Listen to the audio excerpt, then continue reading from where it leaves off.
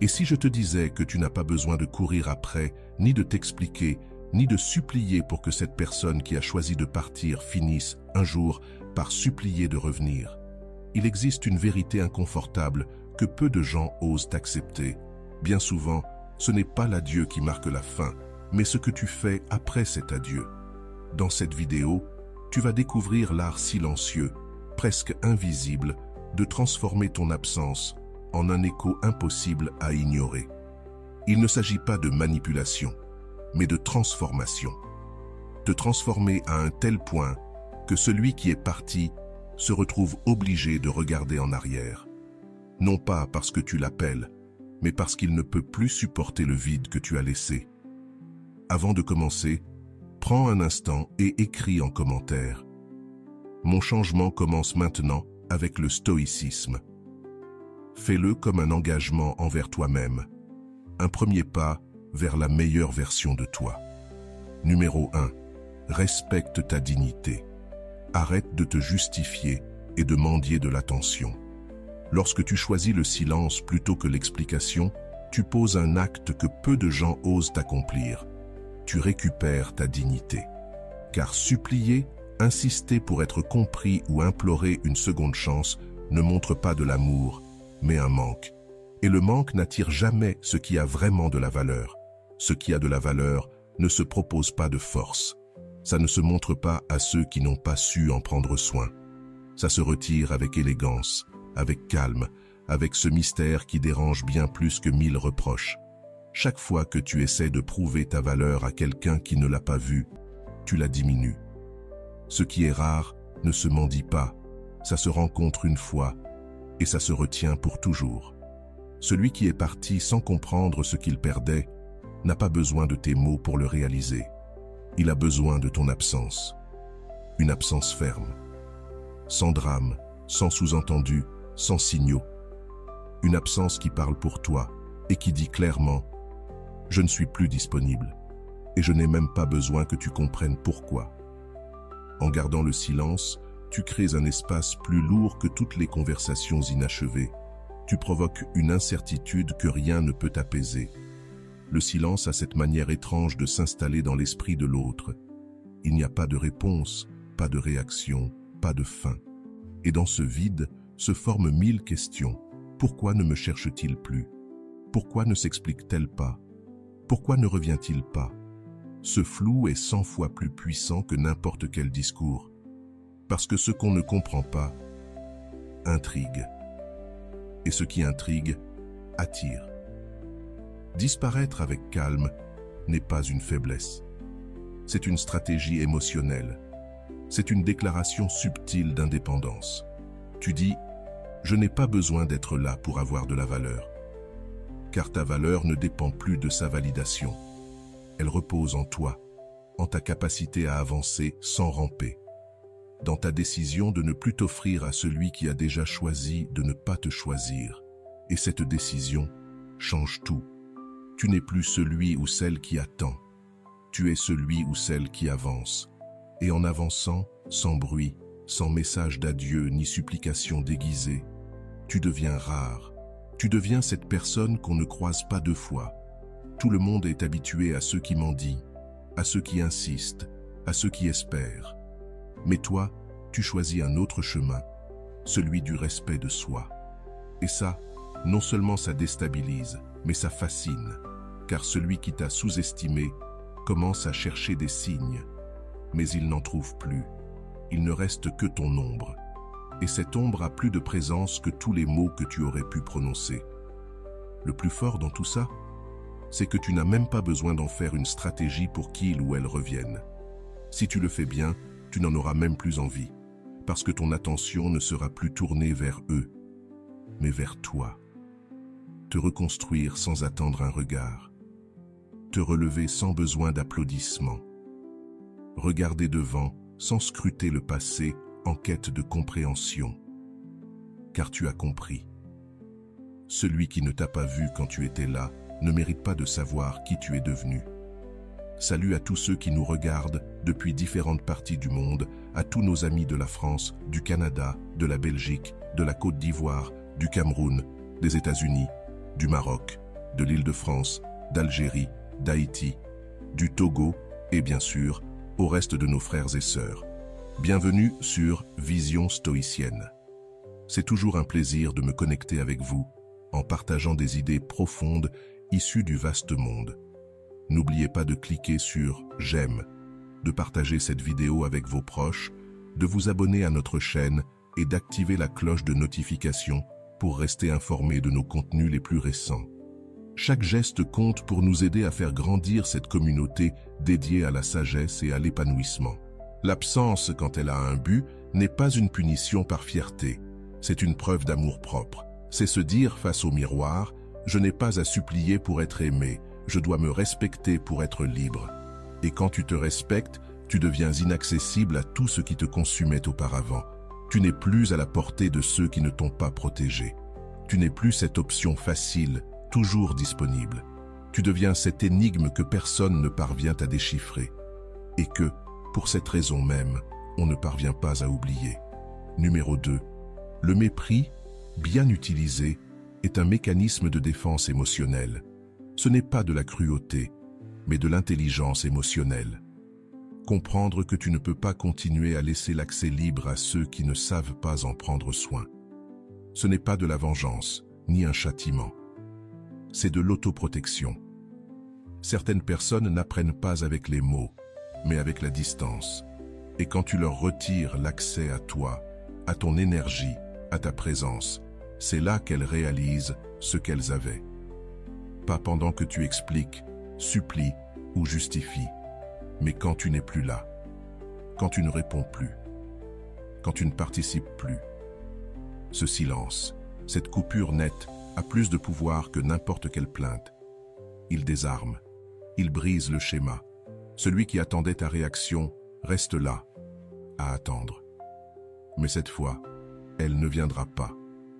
Ce vide, cette absence inconfortable, commence alors à faire son chemin dans l'esprit de l'autre.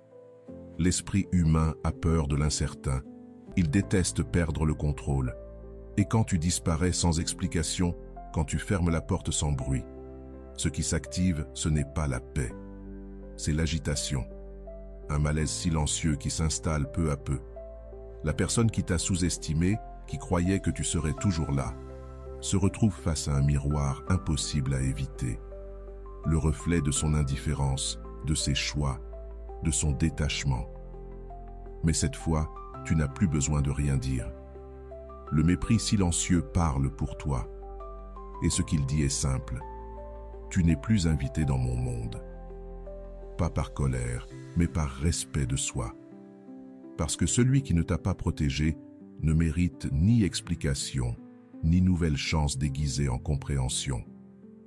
Lorsque tu décides de ne plus donner ton énergie, tu traces une ligne. Une ligne entre ce que tu étais et ce que tu es devenu. Avant, tu réagissais. Maintenant, tu observes. Avant, tu suppliais. Maintenant, tu choisis. Avant, tu cherchais des réponses. Maintenant, tu te les donnes toi-même, en partant. Et ça change tout. Le pouvoir change de camp. Il n'est plus entre leurs mains, il est dans les tiennes. C'est toi qui choisis qui entre, qui reste et qui ne mérite plus l'accès. Et cette décision ne se prend pas avec haine. Elle se prend avec sagesse. C'est là que l'autre commence à vivre une sensation inconnue. La perte sans adieu.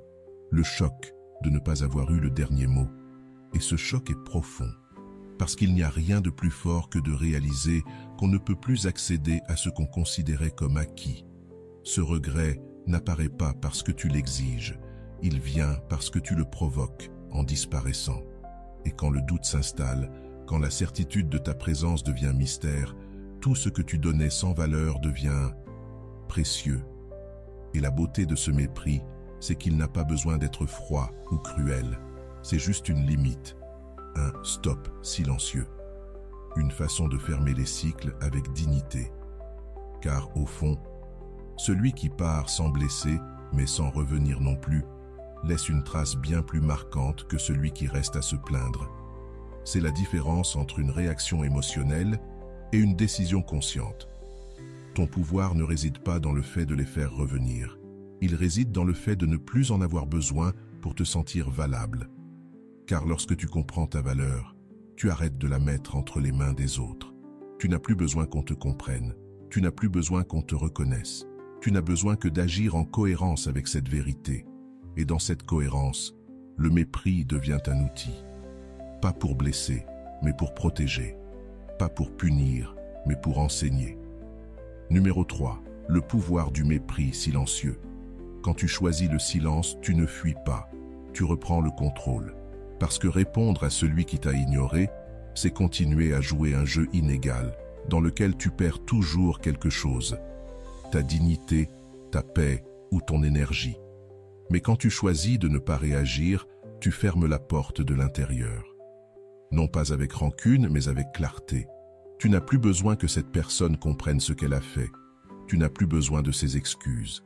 Tu ne cherches ni pardon, ni explication. Tu ne veux qu'une seule chose, ta liberté émotionnelle, intacte.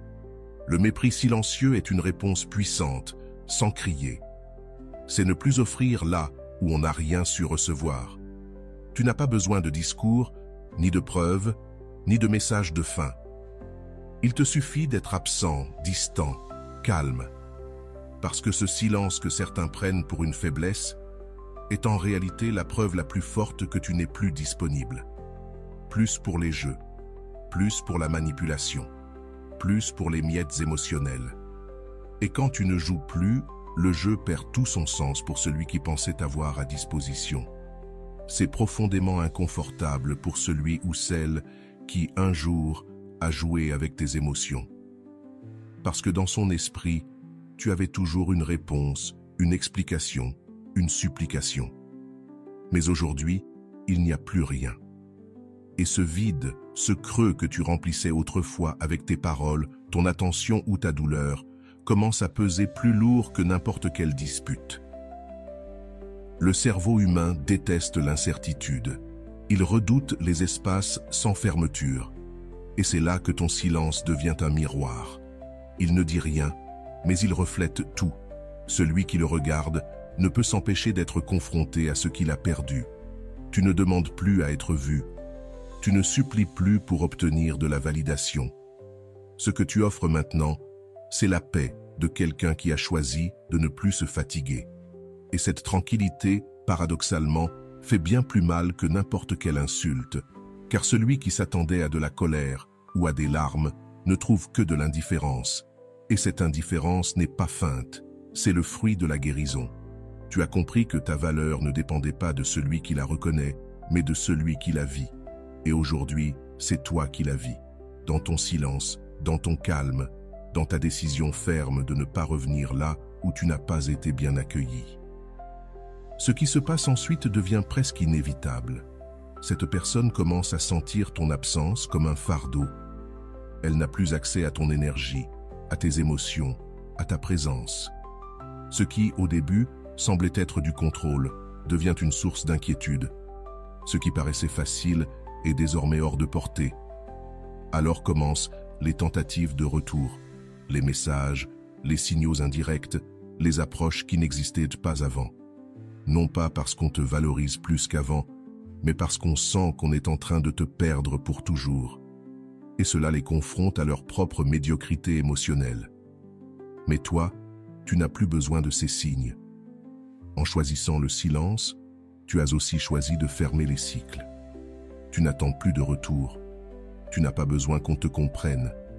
Tu ne veux plus raviver ce que tu as déjà dépassé. Car le vrai pouvoir n'est pas de faire revenir quelqu'un, c'est de ne plus désirer son retour, de constater que le temps révèle des vérités que les mots ne pouvaient expliquer. Et te voilà, serein, libre, sans rancune ni chaîne, fort d'avoir décidé de ne plus réagir.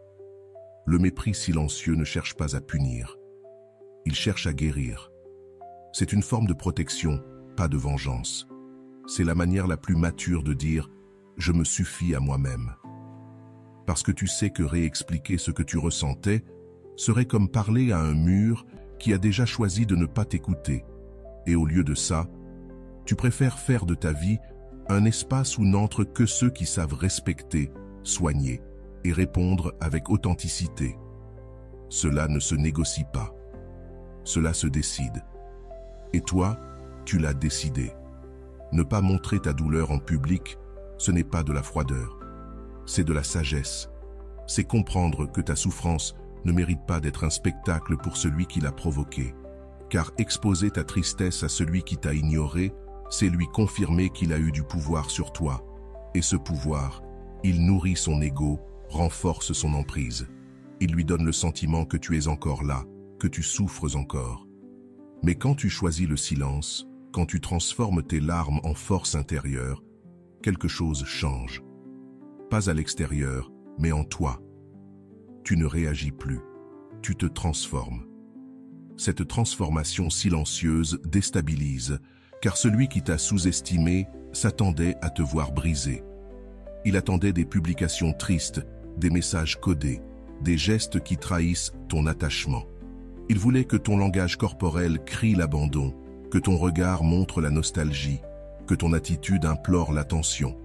Mais à la place, il voit une paix inattendue, une dignité intacte, un regard ferme qui ne cherche plus rien. Et là, il ressent un vide qu'il ne sait plus comment combler. Parce que ce qui lui donnait autrefois le sentiment de contrôler la situation a disparu. Tourner la page avec élégance ne veut pas dire nier la douleur.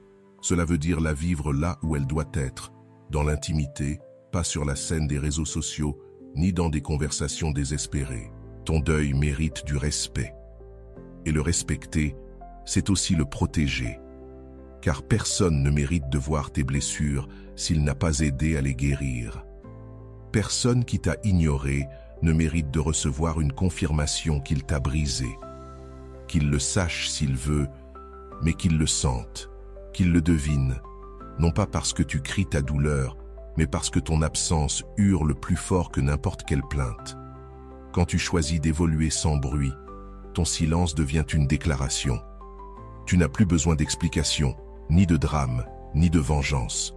Tu as juste besoin d'avancer. Et avancer sans regarder en arrière, sans chercher à être compris, c'est la preuve ultime que tu ne dépends plus émotionnellement de personne. Cette indépendance émotionnelle est magnétique. Dans un monde où tout le monde se bat pour l'attention, toi, tu choisis de disparaître en paix.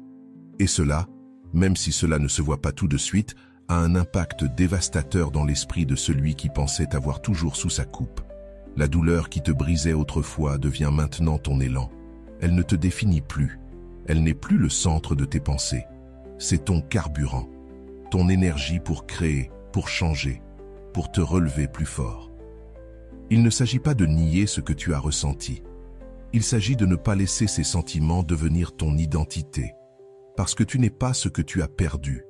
Tu es ce que tu construis après avoir perdu. Tu es ce que tu choisis d'être, avec le silence comme bouclier et la dignité comme bannière. Et quand l'autre le remarque, tout change. Il n'y a plus d'émotions à manipuler, plus de tristesse à interpréter, plus de réaction à provoquer. Il n'y a plus qu'une présence solide, mais indisponible. Et cette présence, celle qui ne supplie plus, qui ne cherche plus à être comprise, devient un mystère impossible à ignorer. Alors commence le malaise, le doute, l'envie de savoir ce qu'il t'est arrivé. Mais toi, tu n'es plus là pour donner des réponses. Tu es trop occupé à vivre. Ce changement d'attitude ne te dérange pas toi. Il dérange l'autre. Parce que voir quelqu'un qu'on croyait brisé marcher droit, sans chercher ton regard, c'est un choc de réalité.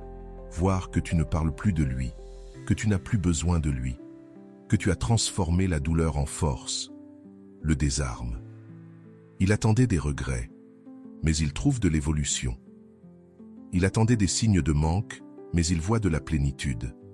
Il attendait de la culpabilité, mais il découvre de la paix. Et c'est là que tout se renverse. Ce n'est plus toi qui poursuis. C'est toi qui avances, sans jamais te retourner. Parce que ton silence n'est plus un vide, c'est une décision. Ta froideur n'est pas du mépris, c'est de l'autoprotection. Ton calme n'est pas de l'indifférence, c'est de la sagesse. Et cette version de toi, celle qui ne cherche pas à être vue mais qui se fait remarquer, celle qui ne demande rien mais change tout, c'est celle qui laisse une empreinte, celle qui bouleverse le jeu sans jamais bouger une pièce. Ce que l'autre ressent maintenant, c'est un mélange d'un profond désir pour ce qu'il a perdu, d'inconfort face à l'impossibilité de te récupérer, et de peur. Peur que tu ne sois plus jamais prêt à regarder en arrière. Il ne s'agit pas que tu sois devenu parfait. Il s'agit du fait que tu as décidé d'avancer. Et ce simple choix suffit à briser le schéma mental de celui qui croyait avoir toujours à disposition. La vérité, c'est que l'esprit humain s'accroche à ce qu'il connaît. Mais toi, tu n'es plus prévisible. Tu n'es plus cette personne qui attendait des miettes émotionnelles. Aujourd'hui, tu marches dans une autre direction, plus serein, plus centré, plus toi. Et c'est ça ce qui frappe vraiment. Te voir fort dans le silence, stable, sans dépendance. Cela a bien plus d'impact que tous les discours, car tu n'essaies plus de prouver quoi que ce soit. Tu vis. Et ce vivre, authentique, libre, mature, devient un miroir permanent pour l'autre. Il se demande « Pourquoi je ne l'ai pas vu ? Pourquoi je ne l'ai pas protégé ? Pourquoi maintenant j'ai l'impression de l'avoir perdu à jamais ?» Pendant que ces questions le consument, toi, tu te consacres à toi-même, à ta croissance, à ton bien-être. Et le plus paradoxal dans tout ça, c'est que cet effet ne demande aucun contact. Il n'y a pas besoin de parler, de se revoir, de se dire quoi que ce soit. Car lorsque quelqu'un commence à comparer la version qu'il a quittée avec celle qu'il voit aujourd'hui, même de loin, ce qu'il ressent, c'est un vide. Mais pas un vide physique, un vide émotionnel. Celui que tu as imposé en décidant de ne plus être disponible. Et pour quelqu'un qui avait accès total à toi, c'est dévastateur. Ce vide émotionnel devient un signal d'alarme pour ceux qui vivent encore dans l'immaturité. Parce que celui qui évolue devient un reflet inconfortable pour celui qui stagne. En devenant ce reflet, tu éveilles bien plus que la nostalgie. Tu éveilles la conscience, tu éveilles la culpabilité, tu réveilles ce « et si j'avais agi autrement ». Mais il est déjà trop tard, car toi, tu n'attends plus de réponse, tu vis les tiennes. Une transformation authentique crée toujours un choc émotionnel. Quand tu changes vraiment, tu n'as pas besoin de le dire. Ta présence le dit pour toi.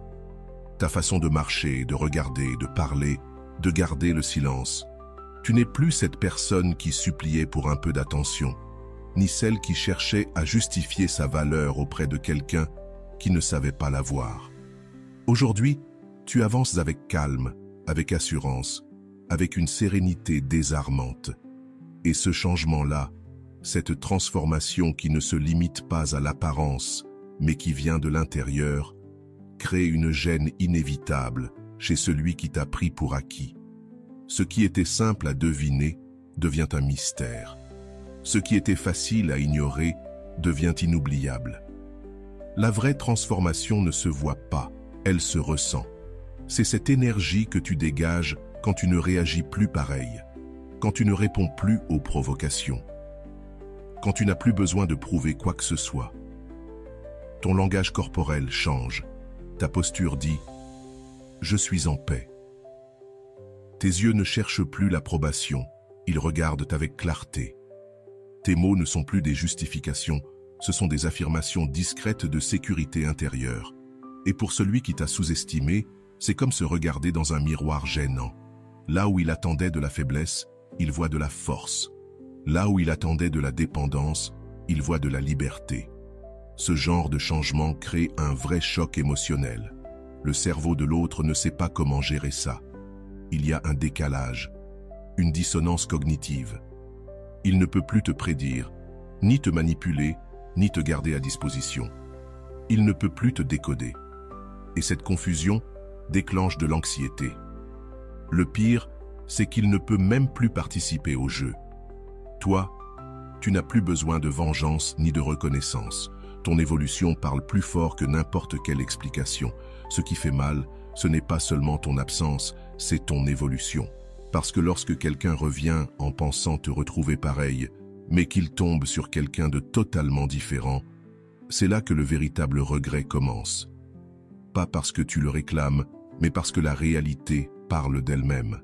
Cette nouvelle version de toi devient une présence troublante, un mystère qu'on ne peut ni toucher, ni ignorer, ni contrôlée. Cette transformation silencieuse est magnétique. Elle n'a pas besoin de crier pour attirer. Elle ne cherche pas à briller, mais elle ne passe jamais inaperçue. C'est le fruit d'une guérison profonde, d'un apprentissage de la solitude sans vide, d'un renoncement à l'envie d'être choisi. Et pour celui qui détenait tout le pouvoir, c'est déroutant, car il ne fait plus face au même terrain émotionnel. Tout a changé, et il le sent. Il le ressent dans l'inconfort de ne plus savoir comment t'approcher, dans l'insécurité de penser que tu es désormais au-dessus, dans le doute constant. Ai-je encore une place dans sa vie? Et toi, depuis ta nouvelle position, tu ne ressens plus le besoin de regarder en arrière.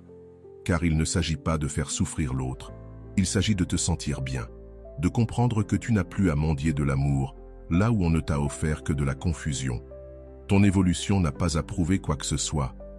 Elle est ton cadeau, ta reconstruction. Et depuis ce silence solide, tu rayonnes une force qui se fait sentir, même sans prononcer un seul mot. Parfois, le meilleur adieu n'est pas une conversation non terminée. C'est une transformation si profonde qu'elle rend tout retour impossible. Parce que l'autre, en te revoyant, ne saura plus comment te parler, quoi te dire, comment se positionner. Pourquoi? Parce que tu t'es détaché de cette version brisée qui cherchait à s'adapter à ce qui n'était pas fait pour toi. Tu es devenu quelqu'un de nouveau, quelqu'un de solide, quelqu'un qui inspire le respect sans l'imposer, quelqu'un qui n'a plus besoin d'être compris, parce que sa paix intérieure est suffisante. Sans couper complètement le lien, mais en y pensant juste ce qu'il faut, tu changes subtilement ton attitude. Et lorsque l'autre commence à remarquer ce changement, quelque chose s'active en lui. Tu n'es plus cette présence constante et prévisible. Tu deviens imprévisible. Et l'imprévisibilité, c'est de l'émotion, de l'adrénaline émotionnelle. C'est le carburant de l'attraction durable. Ce qui se répète sans variation devient une routine. Mais ce qui apparaît et disparaît avec intelligence devient un besoin. Et toi, en maîtrisant ta présence avec subtilité, tu deviens cela, un besoin que l'on ne peut pas facilement combler. Ce qu'il y a de plus puissant, c'est que toi aussi, tu changes. Tu ne dépends plus de son attention pour te sentir valable. Tu apprends à apprécier tes silences, à te reconnecter avec toi-même, à trouver du plaisir dans le fait de ne plus tout donner. Et depuis cet espace intérieur, tu projettes une énergie plus forte, plus stable, plus attirante. Car celui qui maîtrise sa présence maîtrise sa valeur. Et celui qui maîtrise sa valeur ne mendie plus jamais d'affection. Numéro 8. Contrôler le langage corporel et l'attitude. Ton corps parle, même lorsque tu choisis de te taire. Chaque geste, chaque posture, chaque silence corporel émet un message plus fort que n'importe quel mot. Quand tu apprends à dominer ce langage non-verbal, tu découvres que tu n'as plus besoin d'expliquer quoi que ce soit. Ta simple présence transmet exactement qui tu es et ce que tu as décidé de ne plus tolérer. Un dos droit, un regard ferme, une respiration calme et posée. Tout cela en dit plus que 1000 discours émotionnels. C'est cela, l'essence du pouvoir silencieux. Être en contrôle sans imposer, sans se justifier. Quand quelqu'un qui t'a ignoré te revoit et réalise que tu n'es plus le même, non pas parce que tu le dis, mais parce que tu le projettes, quelque chose se brise dans sa perception. Il ne voit plus la personne qu'il s'attendait à voir. Il s'attendait à de l'inconfort, un regard fuyant, du stress, peut-être même un peu d'anxiété. Mais à la place, il trouve de la paix. Une paix qui s'impose, qui ne cherche pas l'approbation, qui n'attend rien. Et cette énergie déstabilise. Car celui qui se contrôle lui-même désarme toujours celui qui cherchait à le contrôler. Ton langage corporel n'a pas besoin d'être agressif pour être puissant. Il suffit qu'il soit cohérent, que ta posture ne supplie pas, que tes gestes ne tremblent pas, que ta voix reste stable, et cette stabilité ne se simule pas. Elle vient d'un travail intérieur, du feu que tu as traversé. Tu n'as plus besoin de crier que tu as changé. Tu le montres, tu l'incarnes. Tu habites ton corps avec une dignité que personne ne peut contester. Un regard serein suffit à dire « Tu ne m'affectes plus ». Pas avec haine, mais avec maturité. Pas avec froideur, mais avec clarté. Car la maîtrise émotionnelle se reflète dans le physique. Et cette maîtrise devient une barrière invisible. Elle protège. Elle pose des limites. Elle trace des frontières sans violence, mais avec fermeté. Celui qui t'a ignoré commence à sentir qu'il n'a plus accès à toi. Pas parce que tu l'as dit, mais parce qu'il n'y a plus de signaux d'ouverture. Ton langage corporel est devenu neutre, impénétrable, sobre. Et alors, quelque chose d'intéressant se produit. L'absence de réaction émotionnelle, l'absence d'expression de détresse. Tout cela commence à générer de l'inconfort. Ce qui était autrefois une certitude ne l'est plus. L'énergie qu'on utilisait pour nourrir son ego ne répond plus. Ton visage, qui montrait autrefois de la vulnérabilité, garde maintenant le silence. Et ce silence visuel pèse, car il révèle une vérité que l'on refusait de voir. Tu n'es plus là, du moins, plus émotionnellement. Le langage du corps devient un bouclier quand on sait l'utiliser avec conscience. Tu n'as pas besoin de confrontation.